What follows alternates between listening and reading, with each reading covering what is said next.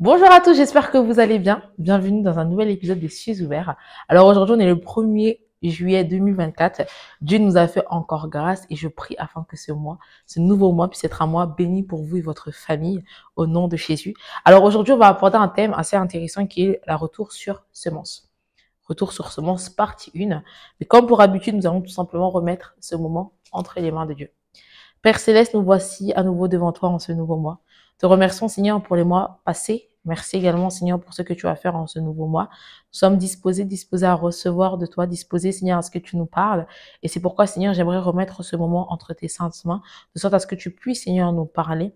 Permets, Seigneur, que nous puissions retirer quelque chose de la leçon qui sera, Seigneur, donnée aujourd'hui. Permets que notre cœur puisse être ouvert, de sorte à pouvoir recevoir. Je prie afin que tu puisses prendre le contrôle et qu'à la fin de toute chose, Seigneur, ton nom soit glorifié au nom de Jésus.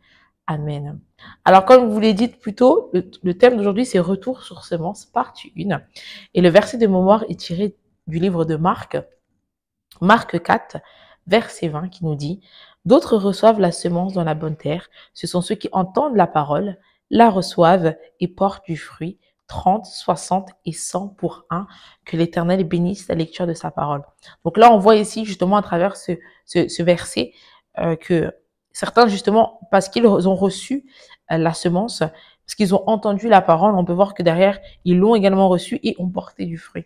Donc très souvent, il ne suffit pas d'entendre la parole, il faut également être disposé à la recevoir et ensuite appliquer la parole de Dieu afin de pouvoir porter du fruit.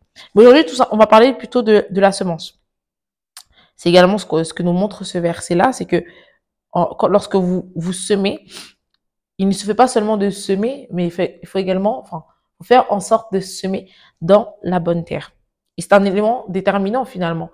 Lorsque vous semez et que vous ne semez pas dans la bonne terre, vous aurez très peu, voire pas de récolte. Alors que lorsque vous semez dans la bonne terre, vous pourrez ensuite récolter ce que vous avez semé.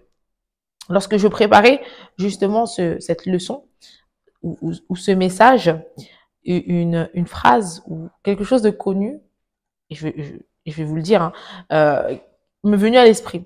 Et c'est quoi? C'est l'expression qui dit on récolte ce qu'on sème. C'est une leçon justement que aujourd'hui le monde nous l'enseigne. Je pense que beaucoup aujourd'hui utilisent et comprennent cette expression-là, c'est qu'on récolte finalement ce qu'on sème. Vous ne pouvez pas attendre ou espérer récolter si vous ne semez pas au préalable. Mais bien évidemment, et aujourd'hui c'est ce sur quoi nous allons nous attarder, c'est que encore une fois, il ne suffit pas de semer, mais il faut veiller, pardon, excusez-moi, à ce que cette terre ou là où vous semez soit le bon endroit. Lorsqu'on parle de semer, il faut déjà s'assurer, comme je vous l'ai dit, premier point, de semer au bon endroit. Et c'est l'une des choses qui va déterminer le retour sur semence. On parle de retour sur investissement généralement, mais là ici on va parler de retour sur semence pour que vous puissiez faire en sorte qu'il y ait un retour derrière. Comme je l'ai dit en premier point, il faut s'assurer que vous semez au bon endroit. Bon endroit, mais également à la bonne saison. Si on prend par exemple l'exemple des agriculteurs aujourd'hui, d'après mes recherches, il faut savoir que la plupart des légumes, on sème la plupart des légumes, on plante la plupart des légumes entre mi-mars et fin avril. Ça, c'est le cas pour la plupart des légumes.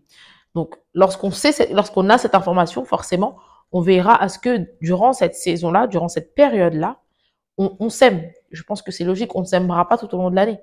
Ça vous permet justement d'économiser du temps et de ne pas. Donc, en sachant ça, vous saurez quand semer.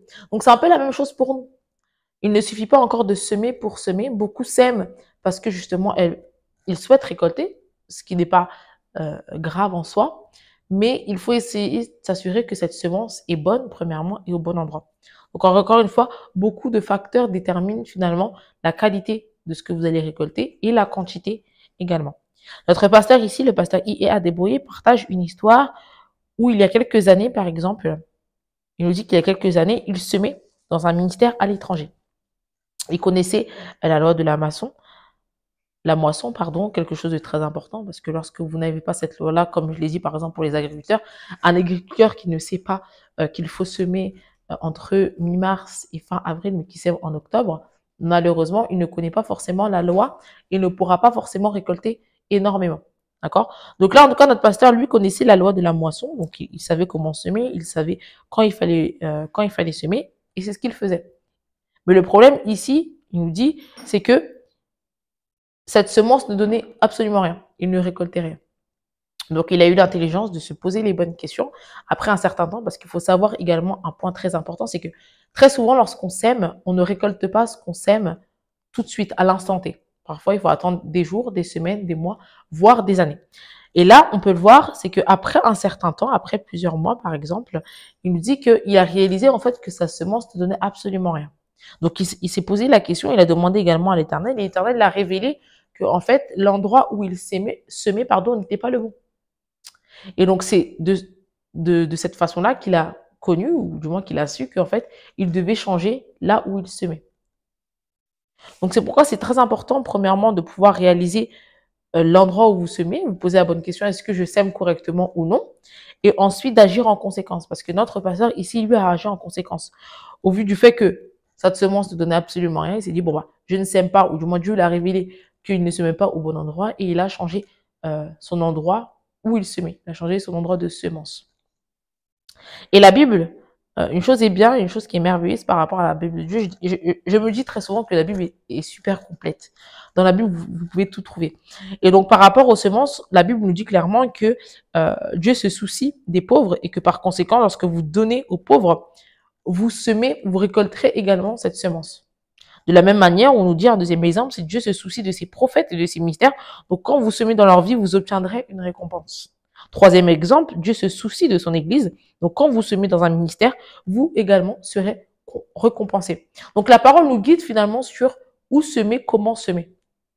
Et donc, c'est à vous de justement tirer ces leçons de la Bible pour pouvoir semer correctement et intelligemment. Encore une fois, j'aimerais souligner le fait que lorsqu'on parle de semer, ne semez pas parce que vous voulez être récompensé. D'accord? Lorsqu'on sème quelque chose, et je pense que c'est un peu comme tout, finalement, on doit le faire et cela doit venir de notre cœur.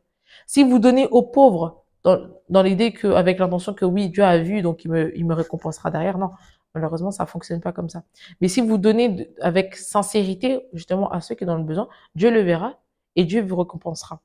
D'accord? Donc, ne partez pas du principe que, oh, d'accord, je sais que maintenant, il faut se mettre dans la vie des pauvres, je donne à tous les pauvres. Comme ça, derrière, je serai récompensé. Non, pas du tout. C'est pas comme ça que ça fonctionne. Et sachez une chose, c'est que également, lorsque Dieu vous récompense, il vous récompense au-delà même de ce que vous avez semé. Avec Dieu, c'est pas vous donner 50%, ou du moins, très souvent, c'est pas vous donner 50% et Dieu vous donne 50%. C'est-à-dire, il ne vous double pas. Dieu vous donne bien plus que ce que vous avez semé. On le verra, je pense, au cours du mois, mais c'est important en tout cas de savoir cela, c'est qu'avec Dieu, en fait, finalement, vous êtes que gagnant. Vous pouvez être que gagnant lorsque vous semez et que vous semez en plus correctement. Le point clé ici nous dit, assurez-vous de la terre avant d'y semer vos graines. Assurez-vous que la graine est bonne avant de semer. Assurez-vous que la terre est bonne avant de semer. Assurez-vous que c'est la bonne saison, parce qu'il y a des temps pour semer, pardon. Et assurez-vous finalement que une fois que vous semez, que vous puissiez récolter.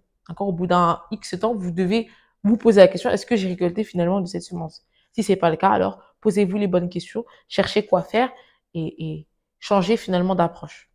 J'espère que vous avez été bénis et j'espère que alors qu'on commence un nouveau mois, le mois de juillet, vous semerez tout au long de ce mois, vous impacterez, vous semerez dans la vie des autres et que Dieu finalement vous récompensera.